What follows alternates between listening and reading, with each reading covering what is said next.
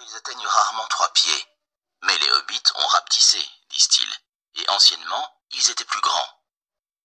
Selon le livre rouge, Bandobras Touk, fier taureau, fils d'Izumbras III, mesurait 4 pieds 5 pouces et pouvait monter à cheval. Dans toutes les chroniques hobbits, il ne fut surpassé que par 2 célèbres personnages de jadis, mais cette étrange histoire sera abordée dans le présent livre. Quant aux hobbits du comté dont il est question dans ces récits, au jour de leur prospérité et de leur paisible existence, c'étaient de joyeuses gens. Ils s'habillaient de couleurs vives, avec une préférence marquée pour le jaune et le vert. Mais ils portaient rarement des chaussures, ayant la plante des pieds dure comme du cuir et recouverte d'un épais poil brun et frisé très semblable à leur chevelure, laquelle était généralement brune. Ainsi, le seul métier qu'ils ne pratiquaient pas couramment était la cordonnerie. Mais ils avaient de longs doigts habiles et pouvaient fabriquer bien d'autres choses utiles et belles.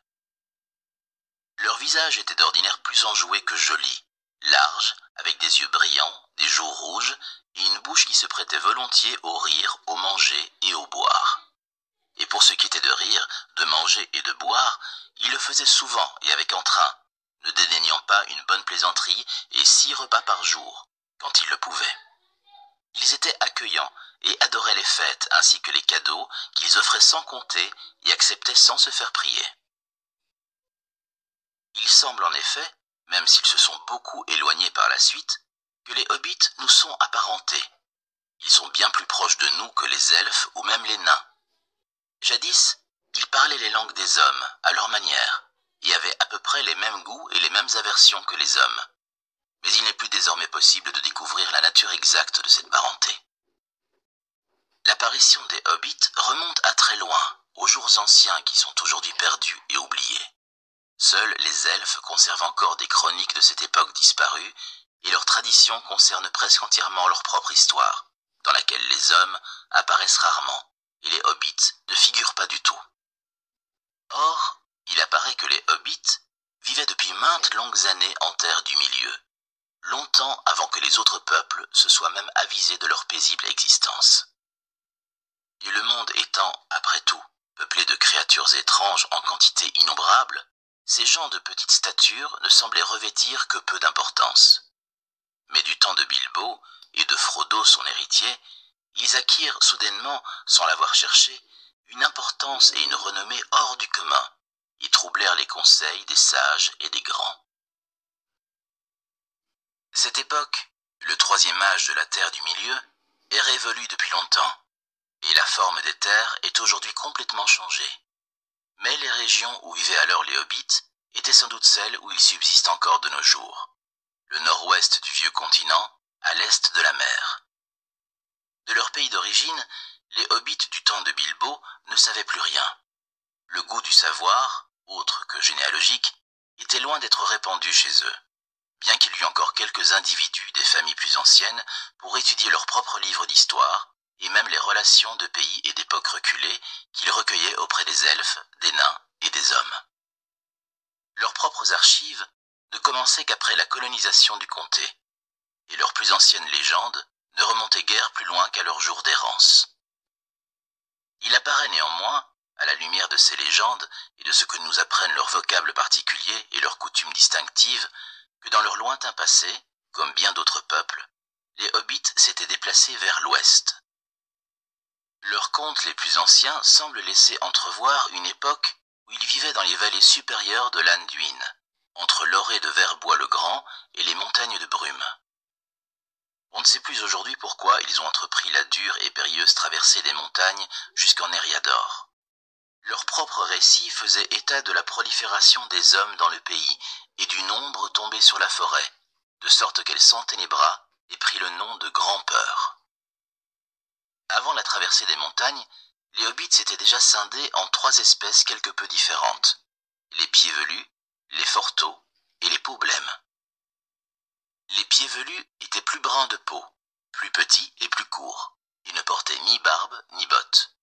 Leurs pieds et leurs mains étaient agiles et bien faits, et ils préféraient les montagnes et les collines. Les forteaux étaient plus larges, plus robustes. Leurs pieds et leurs mains étaient plus massifs, et ils préféraient les plaines et le bord des rivières. Bonjour à tous, dans cette vidéo, nous allons vous montrer comment avoir ce livre gratuitement et surtout légalement. Ce qu'il vous faut, c'est de suivre cette vidéo, vous apprend. Vous allez voir que c'est très simple. Alors pour commencer, je vous invite plutôt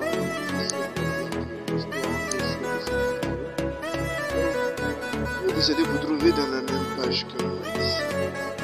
Ensuite, vous n'allez rien faire à part cliquer sur le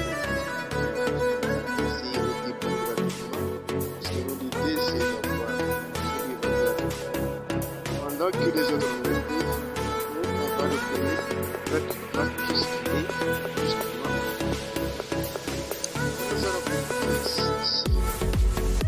Pour ceux qui n'ont pas Amazon, nous allons créer un compte. Si pour ceux qui ont déjà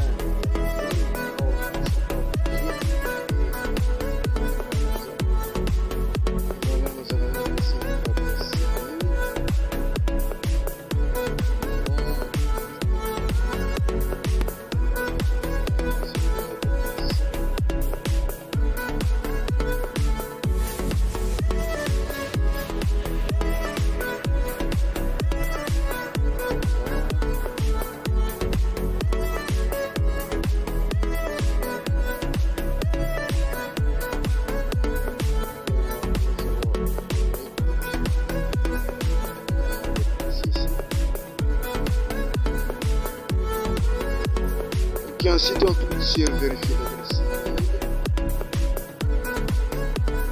Maintenant il faut que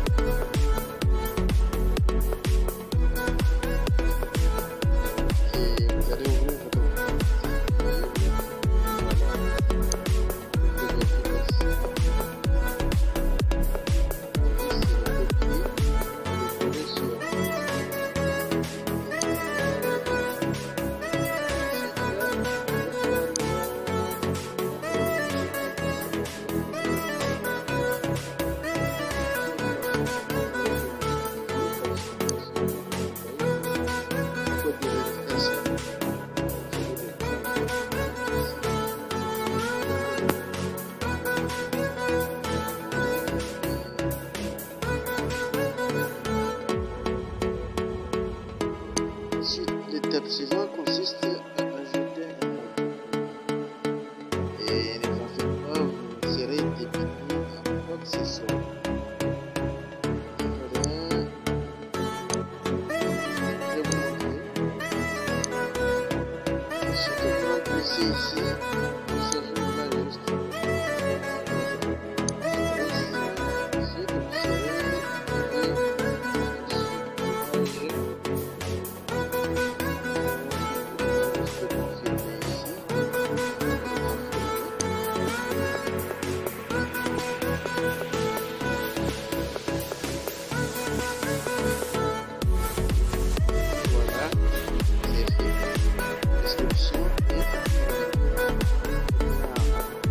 ce qu'il nous faut, c'est d'aller directement vers le site.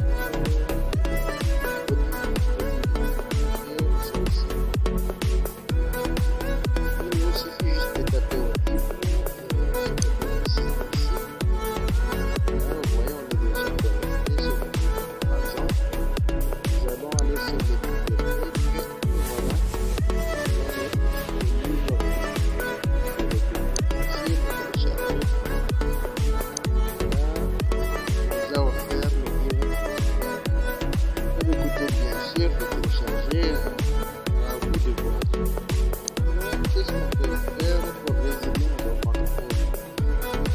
Éjecter.